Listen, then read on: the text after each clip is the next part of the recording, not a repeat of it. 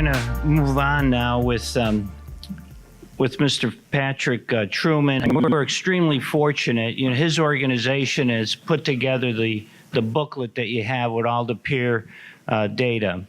Mr. Trueman serves as president and chief executive officer of the National Center on Sexual Exploitation, producing the booklets that you have today. He spearheads efforts to address the intersectionality between all forms of sexual exploitation, including the public health crisis of pornography, the demand of commercial sex exploitation, the abuse of children, and more. Under his leadership, NCOS has produced policy improvements at a wide variety of noticeable institutions, including Google, Walmart, the Department of Justice, Verizon, the Federal Communications Commission, and more. In 2015, Mr. Truman, a lawyer for more than 40 years, established the organization's Law Center to influence the law and our courts to ensure the value of human dignity are represented. Mr. Truman is a former chief of the Child Exploitation and Obscenity Section, the Criminal Division at the U.S. Department of Justice from 1988 to 1933. While there, he supervised the prosecution of child sex crimes, child pornography, and obscenity, managing an office of prosecutors and working with the nation's 93 United States Attorney Generals to initiate and coordinate federal prosecution. He's litigated in front of the United States Supreme Court. He has been an advisor to many municipalities in First Amendment law. A recognized international expert, Mr. Truman has traveled throughout the world to speak about human trafficking and the harms of sexual exploitation. I can think of no one who understands the law on this problem better than Mr. Truman, and please help me welcome him. Thank you very much. Would you like that? Thank you very much, Al, and thank you all for coming, and thanks to all those who did anything to put the conference on today. I was amused by Clay telling that story about being introduced as a member of the porn industry. When I was with the Justice Department in Washington, D.C., I was invited to give a talk to a ladies group much like this one day at the end of the day. And I drove up to Baltimore from Washington, D.C., and when I got there, the woman that was going to introduce me had my bio that the Justice Department sends out. And of course, it's every case we've been involved in and other things. And she was asking me how to pronounce this case and that case. I said, "You're not going to read this, are you?"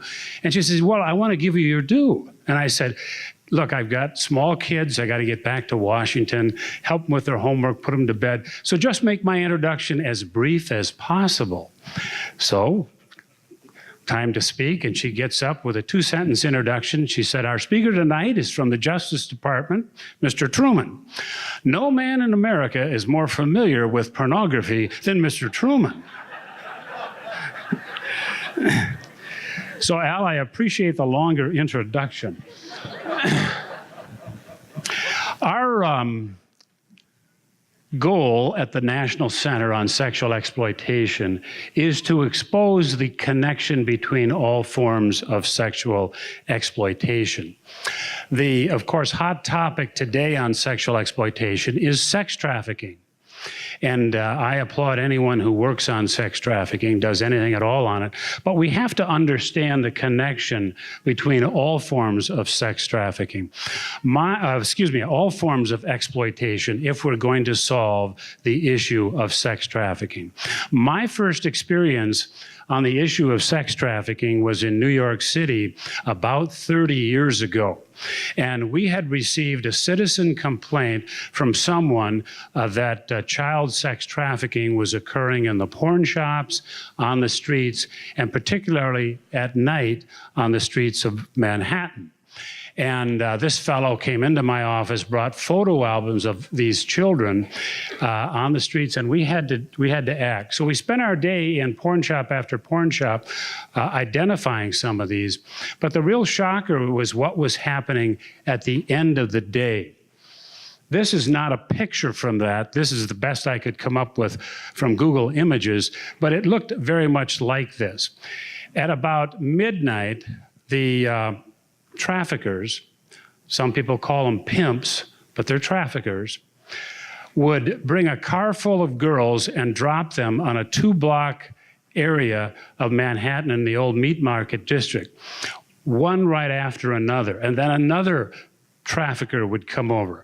One of them even had a limousine, got his stable of girls out, putting them along the street. And then the guys would drive in. It was a one-way street just like this, girls on each side. Car would pull over, girl would jump in, sex act take place, she'd get out, move away, the next car would pull right in there. It was an outdoor brothel, basically. And by 2 o'clock in the morning, it was an absolute traffic jam to get in there. And it all happened with the public not knowing that this was taking place, but the police knew it. The FBI knew it.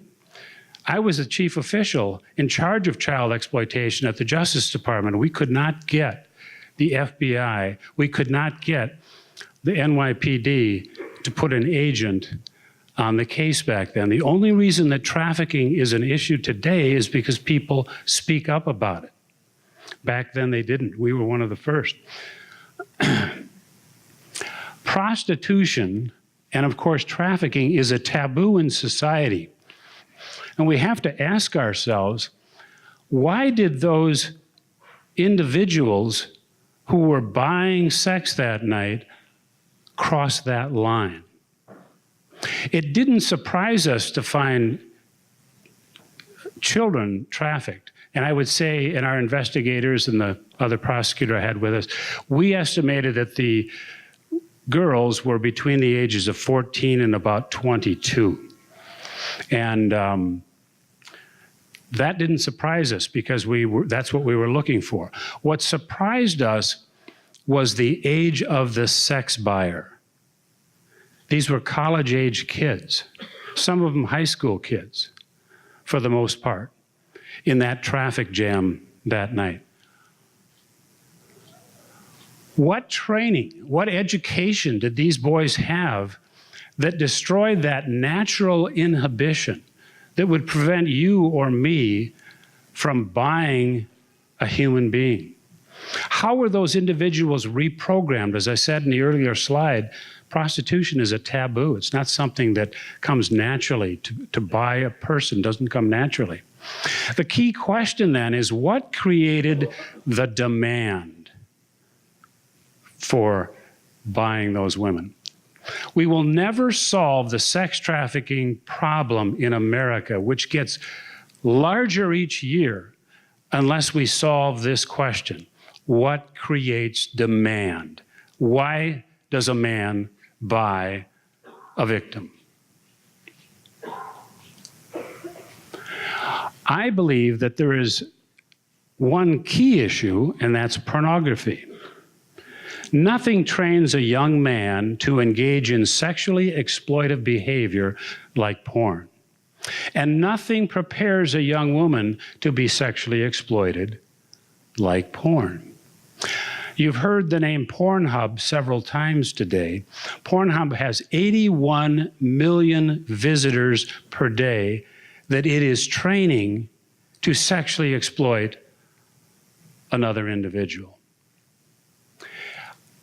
Every imaginable and unimaginable theme can be found on this site. And this is just one of the so-called tube sites. There are a number of them. Most all of them are owned by Pornhub, only under a different name.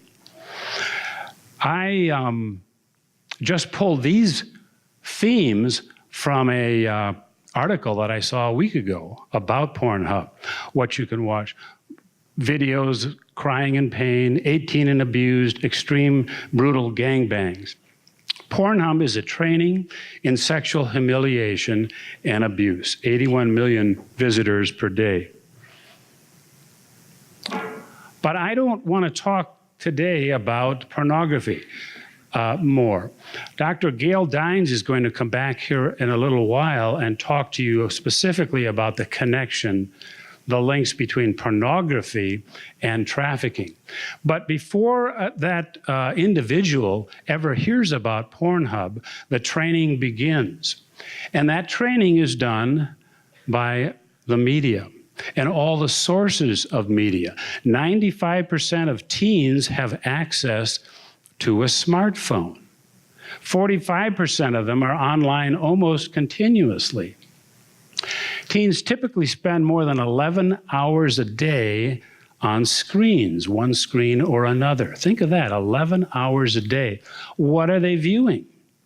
They're viewing what they want, and exactly what they want. They are learning every minute that they're on that screen. It is teaching them something. What is it?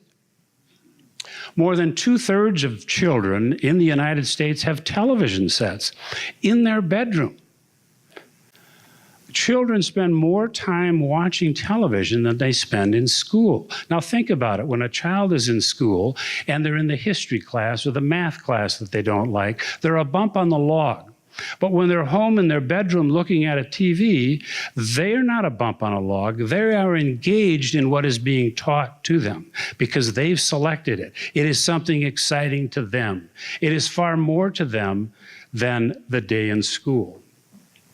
Television reaches children at a younger age and for more time than any other socializing institution, except what? Except the family.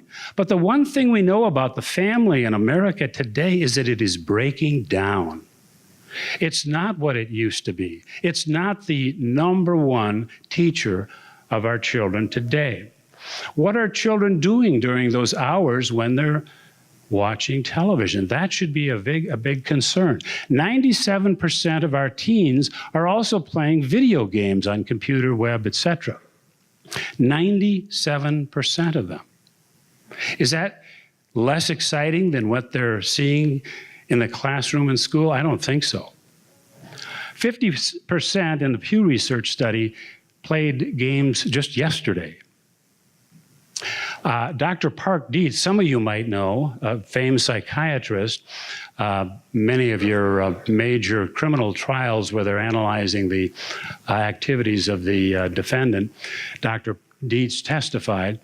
Way back in 1998, he expressed public concern that the playable figures of females in video games are portrayed in sexy dress and doing seductive acts. And when he raised that, then the studies began. This has an important impact on kids who are watching this, the boys in particular. A decade after Dr. Dietz raised his concern, there was a study by Parents Television Council that showed that 60% of sexualized characters in those video games were female, as opposed to 1% for the male. Now, what does that teach a young man? 39% of the scantily clad figures were female versus 8% male. The numbers don't add up to 100 because, of course, they have artificial characters as well.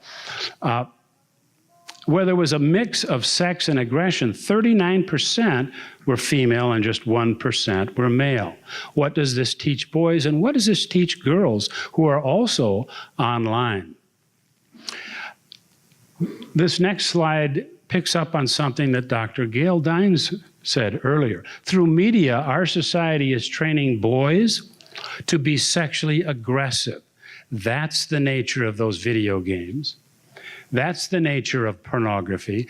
That's the nature of a lot of what you see on television, even directed at children. But I'd like to say it goes further. We are training boys, some boys, to be predators and girls to be victims. That's the expectation for a lot of our girls today. And if you want to be popular in school, you will comply.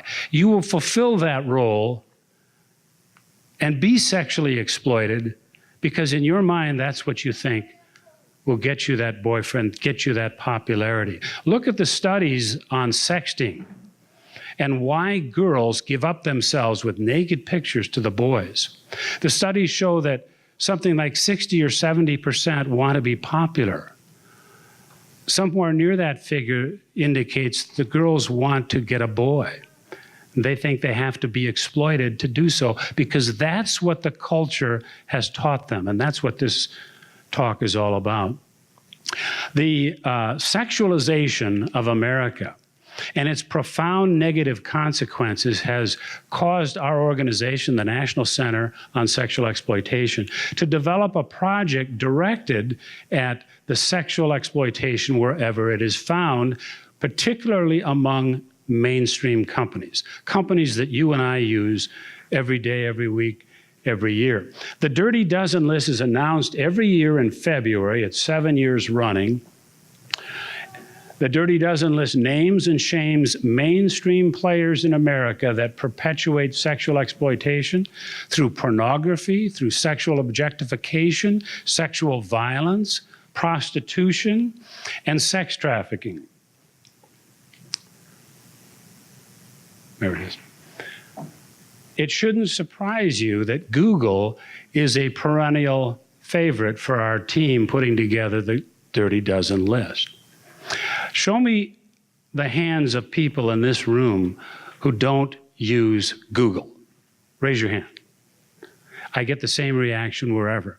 And if I had 12-year-old boys in this room instead of you, I'd get the same reaction. Google has good safe search technology, and you can put that on. Most parents don't put that on.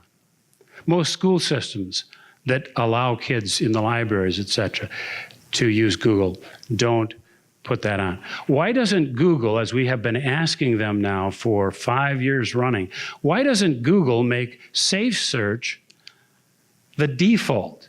And if you want pornography, try to figure out how to get around the search and get it. When a curious child types in sex, what they will get in searching is an endless number of videos and pictures of hardcore, prosecutable sex. I used to prosecute illegal pornography for the Justice Department.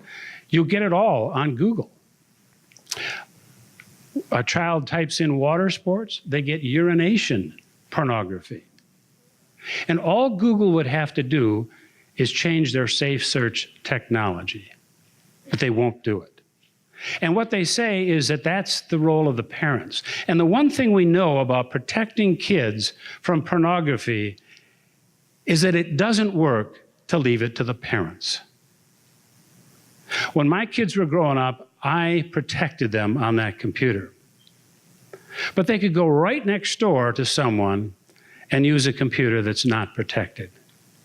And today they can all go right on their phone that you've given to them and get that. It's very simple for Google to do that. YouTube is filled with sexually graphic material. YouTube, of course, is owned by Google. It's easy to circumvent their filters. Right now, if you look at USA Today online, you'll see an article where we're bashing Google over their videos directed to pedophiles. And they monetize those videos. They're very easy to get, and once you get in, you know how Google does it, their algorithms will show you one video after another. The material is not child pornography, it's child erotica, but Google's under fire from us and other groups for that. It would be very easy to have good filters on YouTube. You're familiar with Chromebooks, perhaps, the Google Chromebooks. 30 million students worldwide have these computers. And the filters are confusing. Most school systems that have it don't have the filter turned on when they give those to the kids. Certainly in third world countries where these are distributed, they don't. It would be simple if Google would merely set a filter as a default. Netflix is a powerful cultural teacher, cultural influence to your children and to you, of course, too. 51 million subscribers, and yet Netflix is a go-to place for hardcore pornography. Netflix has over 300 original productions. Most of them use graphic sex and nudity. Our researchers just recently viewed the top 10 of their original movies, and 9 of them featured sex scenes. Now, why is that important? Well, before I get to that, they have some of theirs. Baby is a show about sex trafficking. It picks up on a real case from Italy. It glamorizes and depicts underage prostitution and sex trafficking. Now, of course, the people who are depicted in the nude and graphic scenes are not children, but they are depicting children. 13 Reasons Why is another one. There have been many others. But here, Netflix currently self-rates for age 4+ on the Apple App Store. Kids use Netflix to find material. This material trains them, it educates them in sexual exploitation, and frankly, they become experts in it. HBO is another target. For years, HBO has pushed the boundaries in programming by providing increasingly graphic depictions of pornography and sexual violence as entertainment. And yet it's so popular, most people don't even think of what they're watching, that they're watching sexual exploitation as entertainment. Here's proof. Game of Thrones. Now, I know I'm stepping on some toes here because there are people in the room who watch Game of Thrones. But what is it that you watch? What is it that entertains you? Game of Thrones contains copious amounts of gratuitous nudity and sexual violence, including rape.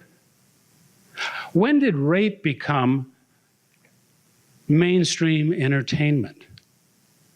Our organization and about 4 or 5 others pounded on HBO for more than a year about the rape scenes. And in my understanding, I don't watch the show, but my understanding is in the last series of shows, they eliminated rape. But they still have incest.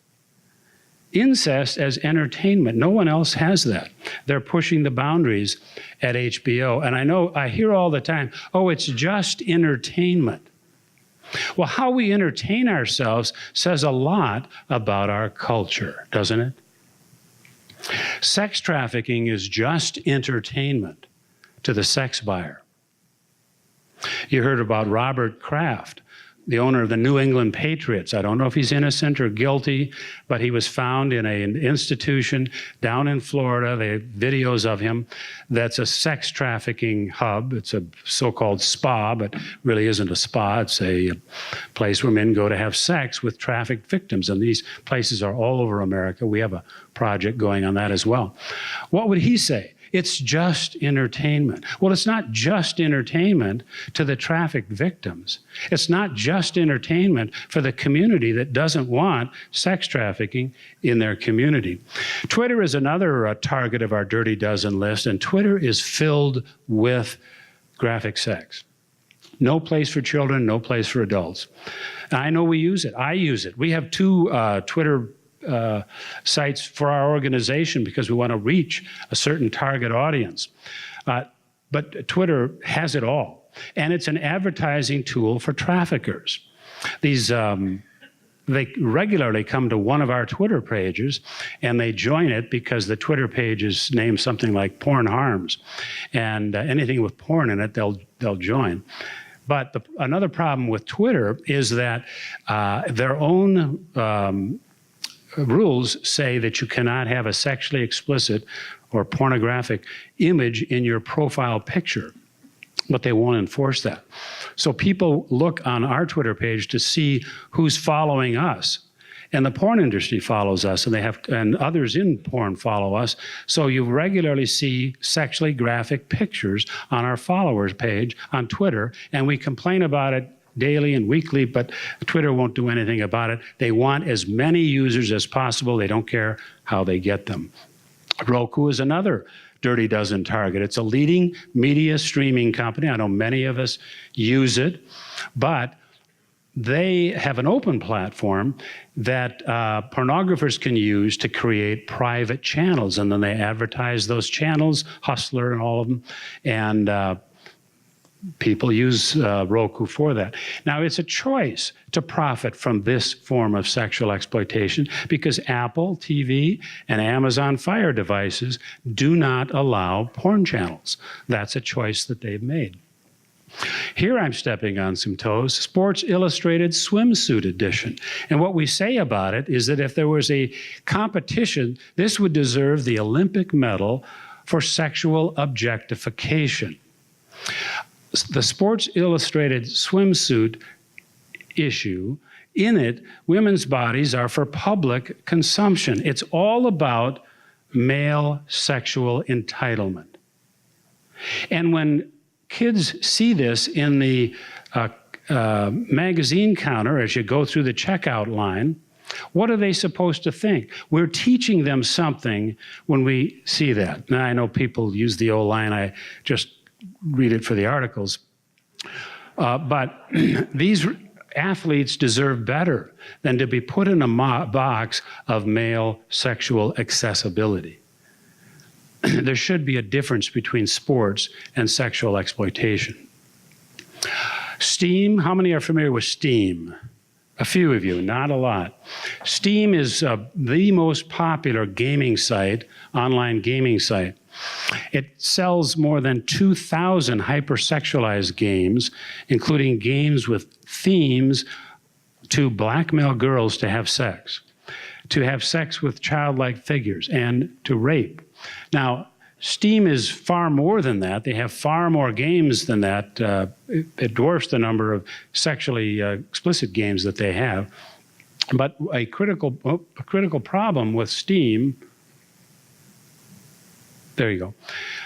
Steam has 35 million users under the age of 18.